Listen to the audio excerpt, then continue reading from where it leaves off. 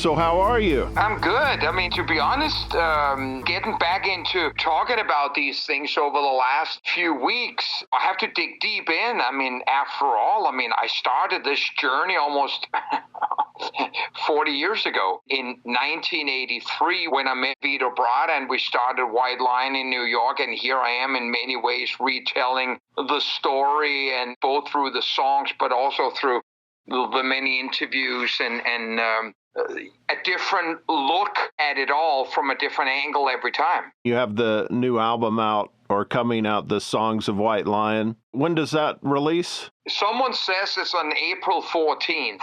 And so what made you decide to kind of revisit and re-record some of the White Lion songs? Well, to make a very, very long story a little bit shorter, I mean, this has all to do that when I end White Lion in 1991, for specific reasons of basically just seeing how the record company is losing interest in the band, and at the same time a whole new sound is moving in from the Northwest, and MTV turns their back on most bands with long hair of our style. It almost started something in me that says, okay, if this is the way it's going to be, then I'm just going to move on myself. And then September 2nd, 91, I ended the band, and Vito and I parted as friends and stuff like that. And nobody bothered to call me after stuff like that. So there was there was nothing holding me back. Now, from the second I started my next project, I had a band called Freak of Nature for 3 years, released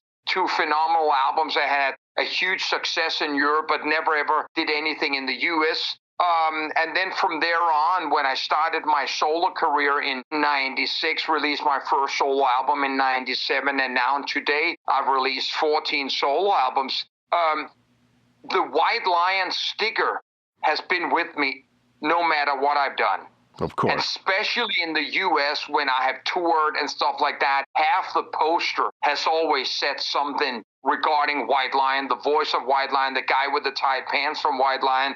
And of course, it sort of irritated me because I know that there were some fans or just people being interested in coming see me that night that actually thought that I would be continuing White Lion sort of in one way or another, like most others are doing.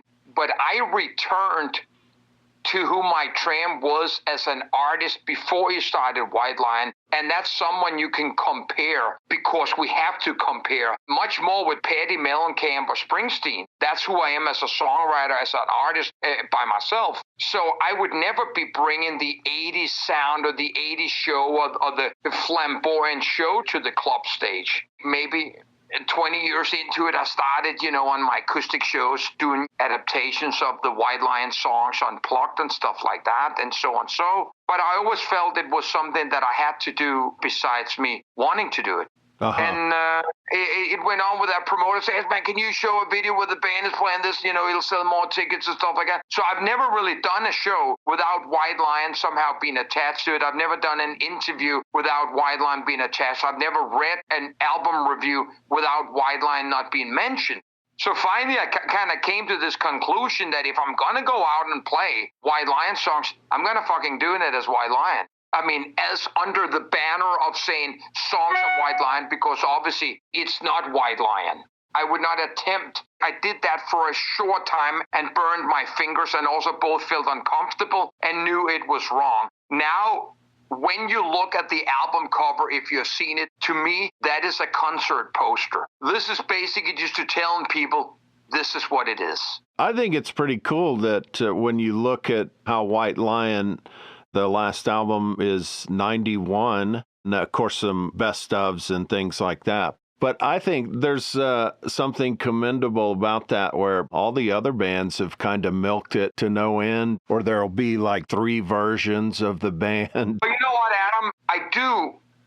And I do really appreciate you bringing that point up. And I don't mind elaborating, and I also don't mind sticking my tongue out maybe a little further than it should be, because it is really a desperate sort of act of making 3 versions of the same band, if it's Bobby Blotzer's Rat or Stephen Pierce's Rat or Rat, etc., etc. To me, and this could, of course, be debated in court, it's almost like they have nothing else to offer. I had something else to offer. I started a brand new band that didn't play White Lion. And after that, I went on my solo journey, which now includes 14 solo albums, which are crystal clear that this is not an artist searching for his way back to the 80s. This is a place where the artist is very much at home. The only dilemma is that the artist is playing regular clubs from 150 people to 1,500 people, if I'm lucky, some places around the world. And I've actually been fine with that. But when promoters in Germany and stuff like put so much pressure and effort into that, they have to add the White Lion thing, and I go out with my own version of the Heartbreakers or the E Street Band and do interpreted versions of classic White Lion 80s songs, it doesn't agree with me. I don't want to break these songs up. I want to play them 100% the correct way. And in 23, it's obviously what I'm doing. So many guys that are like Stephen Pearcy and Tom Kiefer and Sebastian Bach. I mean, that would be a cool tour to get on where it's kind of the voices of. But go ahead. Yeah, no, of course. I mean, that kind of talk has been going around a long time. It just doesn't seem to anybody being able to really do something that's.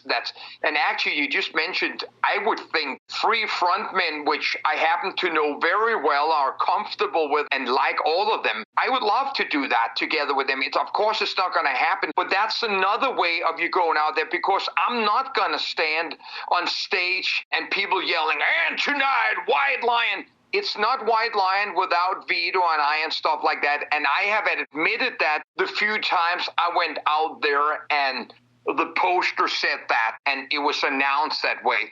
Actually, crazy as it sounds, already on my first American tour in 2001, when I, like I said earlier, came out on stage with the telecast around my neck, hair cut off, Hammond B3 on stage, and, completely classic, like singer-songwriter, Springsteen, Petty, Counting Crows vibe. The marquee of the venue said, "Tonight, White Lion." It killed me going out there doing the first 3 songs where I don't speak to people, that on when the first break came, what the fuck am I going to say? Right. You've been cheated, and it's not by me. But you'd still embrace, I mean, those things, especially now, it really feels like since The Dirt, Motley's movie, came out, the whole stigma is gone about the 80s. Like everybody seems to have finally forgiven it. I started probably in 2005 and started doing some interviews then, and I just noticed that it was definitely still there. But there's always been a ton of people that love it still and seem to be able to relive it more than, say, a John Cougar Mellencamp fan or Duran Duran. You don't see that love. Yeah. Like no, you don't see that dedication. You're completely right. And for example, if you go to Germany and you see the fans, some of the diehard fans showing up at the shows, they'll have every clipping, they'll have every version of the album released around the world. They're all in covers. They're like, this is a completely like fetish and dedication to understanding what the band is about, and so and so. Now, there are many ways of looking at it all. And of course, if you and I had the conversation in 1992, I would not be able to say anything that I'm saying now, because everything we look back at now, we were running away and we were trying to find out how we had polluted the American kids and stuff like that. The fact of the matter, when I really look at it, and it's also one of the reasons why I got a little bit of myself and then basically told Atlantic Records to fuck off, because like the Eagles song says, a new kid in town, they were the second White Lion had success. And we were, of course, not the first band there. They signed 20 other bands with a blonde lead singer and 3 guys with black hair, the Motley Crue, Protégé look, etc., etc. And I have noticed as I've been touring around the U.S. doing the 13, 14, 15, 16, 17, then I skipped 18, then I came back 19. When I'm playing some of these big sports bars with all the multi-screens, and one of the screens will have maybe classic MTV on, and I'm sitting in the other end eating burgers, I think that every video is me until I get up every time and see, no, it's just another band that looks like you. I once read about a story about a surfer, and he says, like, I'm standing there counting the waves, and usually they come in 12. Somebody could correct me on this. And I'm basically saying, and by the time the last one comes, it's nothing but a ripple. And this is basic. By the time the band had been cloned 12 times, there were only hair and no songs.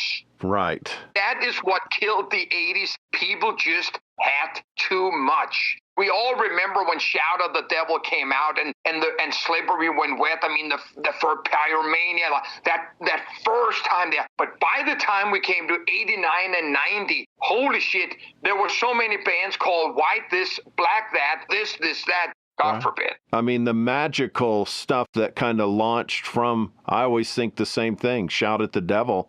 And yours is incredibly interesting, which I didn't even know until I was kind of looking that up. White Lion formed in 83, and then by 84, you guys are signed to Elektra. Thank you, Adam, for bringing that up, because it's an interesting story that I think it's interesting because, first of all, we never, ever really got told. And the story goes like, we had written the album, and our managers had a commitment with a producer in Germany who had a project with someone else. It was a project called Planet P. It was a keyboard player, original player from Rainbow. I remember that, and then sure. German guy. And he says, you come over to Germany, you can use my studio, I'll produce the album. If we get signed, I get so much, and if we don't get signed, you get to keep the music. We went over to Germany. We ended up in an outskirt of Frankfurt, something called Offenbach. It is Chernobyl was like Palm Springs. And we probably record one of the heaviest, in latter word, 80s records you can find in Fight to Survive. We come back to America, early 84. Our managers land a massive record deal with Elektra, signed by the president, Bob Kressner. We start doing the album cover. We start meeting with the staff and stuff like that, and et cetera, et cetera. And then suddenly one day at our rehearsal room, we get a phone call from our manager says, Elektra Records have decided they don't want to release the album. They say you can keep the money. And the only thing we weren't thinking about, God's honest truth, was the money. And we have never been given a legit reason why that happened. And there were a rumor going around that one of the strong A&R guys from Elektra thought it was completely wrong that the label would sign a band they had never seen live, et cetera, and so on. So, of course, Motley had recently just released Shout at the Devil.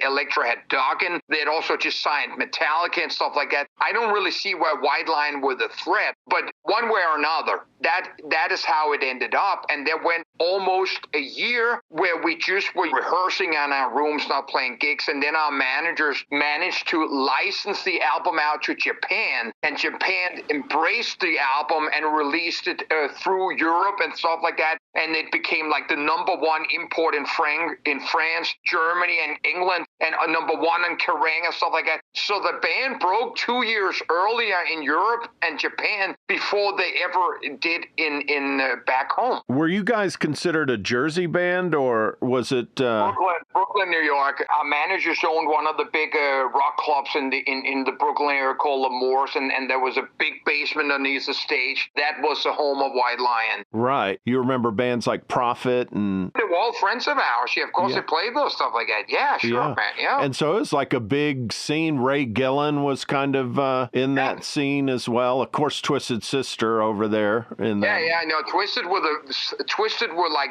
the kings of that area. And, our managers club were home to those bands. This is where the big bands played and stuff like that. And did you guys tour any at all, or did you just stay in that area? No, we were just playing tri-state area clubs here and there, getting some support gigs here and there, ending up on all different kinds of stages, paying our dues and becoming a stronger and stronger band, because every bill or every support gig we got were just in front of the completely wrong bands that it really, really like tightened up the band. I mean, I remember we did like 6 shows with Blue Oyster Cult, and we're out there in our full 80s gear, and you got all these like Vietnam veterans, man, and bikers out there, and here we came. But because we knew our shit and we were a great live band, we managed to leave without being lynched. Right. You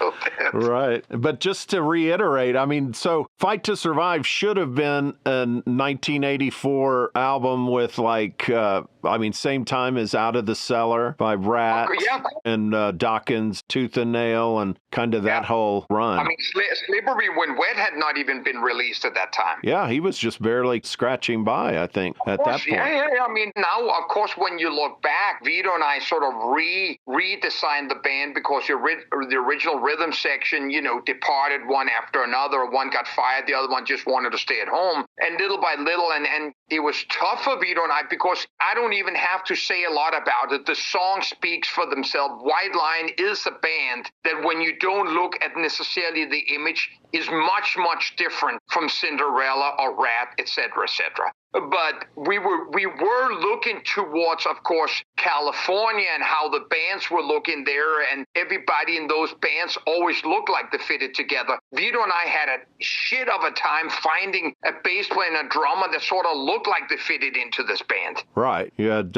Spitz in there for a while, and yeah. You know, we got all kinds of stuff like that. Meanwhile, during that period, Vito and I, of course, wrote the songs and so on and so on, and we stayed tight, and we had our vision with the songs of where we wanted to go and stuff. And so with the new album, do you have Vito's blessing? Have you talked to him?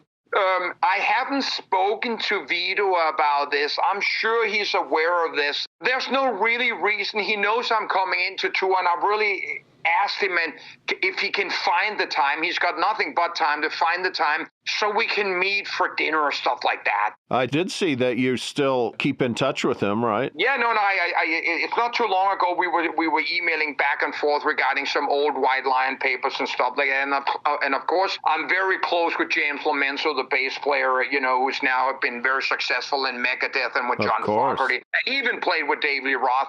James and I are very much two people of the same block. So like we have made it an important part of our life that we need to share and remembering these things together. There was some animosity, right, after White Lion with those two guys, Greg and him? Of course there is. There always is, and there's still bitterness. I mean, I'm proud to say that I'm the only one who can speak on nice terms with all three. With the writing situation, was that something conscious that you and Vito were like, hey, we're going to do the writing from this point? Because it looked like Fight to Survive, a lot of the guys participated in the songwriting. Yeah, I mean, the thing was, Vito and I had already been together for a while and written several songs as we started. And it sort of just became we were in the rehearsal room, and some of them we were messing around with ideas, and they just became part. And then after the Fight to Survive album, Vito and I were back again. We would just start writing, and I think it really just came down to that, and Vito has had to defend himself in many ways. Oh, there's always these guys complaining about the songwriting, stuff like that. 30 years later, where are their songs?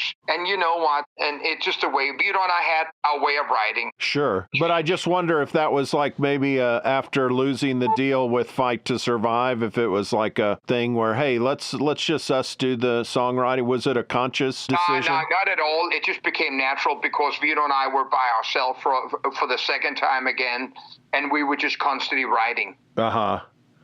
And then with his hand injury, I know he had talked about it in that interview he did like a decade ago or something, but is that all better to where he plays guitar and totally could play like the old White Lion songs?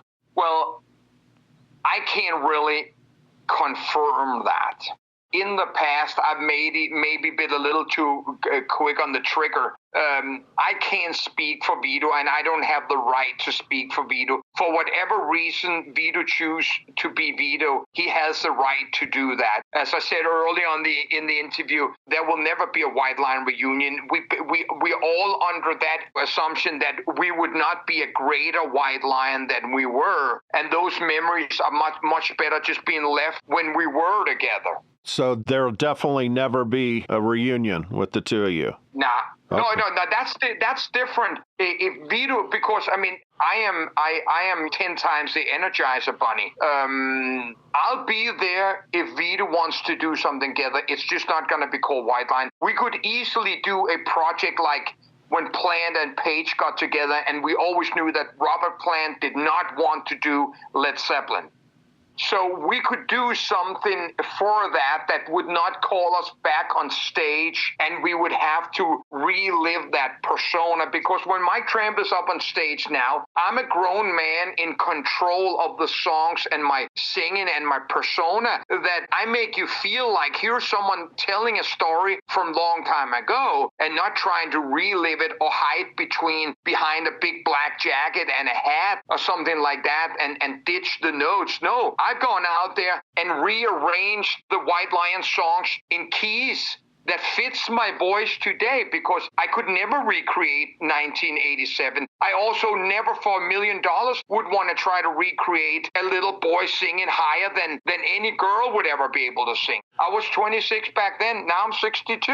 I'm in top shape, etc., but I don't want to overstep my boundaries. I don't want to be Fat Elvis. I don't want to be a clown on stage. I don't want to be a joke of myself. And as far as the range, you don't think you could hit the range from the White Lion era? I don't think anybody could. I mean, your voice was pretty unique in that. I always thought it had kind of a Bryan Adams type rasp. Well, I would rather lean myself up against Bryan Adams than Vince Neil, not to criticize anybody, but it's always the school that I've come from. But you didn't really do any screaming back then. I know. And I run away from that, what I call typical 80s vocal. Fortunately, it was more represented by bands who never really made it, never had any good songs, but somehow just got a video clip or picture in a book about the 80s, but then they really in reality were not part of the importance of the 80s. They just became one of the clones of the clones. I do want to, just with the dates, you got a bunch of dates launching in May. Yeah, I got to run in America through the month of May. It's a power duo, me and Marcus Nan, the guitar player, because right now a tour with a full band is just not possible there. So for the last 10 years in the U.S., I've been sort of touring like that, and it works well, and the fans are happy, and we can play almost any living room and any theater we want. So that's what we'll do, and maybe later in the year we will build it back up, that we can do some sort of exclusive band shows and stuff like that. I don't just want to go out and just to play for them. I do like to go up there and be proud of my performance. Are there more dates that are going to be added, or is it just that kind of string? Yeah, I think I will post the final run, because on this kind of tour, dates get changed constantly. It didn't look like you were getting into California or... It's only the Northeast coast, a little bit into Missouri, around Detroit and stuff like that, but this first run will be there. And then hopefully in the future, as the songs of White Lion concept gets sort of established and no more question needs to be asked about it, what I will be doing besides my solo albums, which really doesn't lend me a lot of touring outside my home country, Denmark, because people keep crying White Lion, and I don't want to hear that. So I might as well just go out and do that as long as I can. So the songs of White Lion will be an ongoing thing. We're coming to a town near you.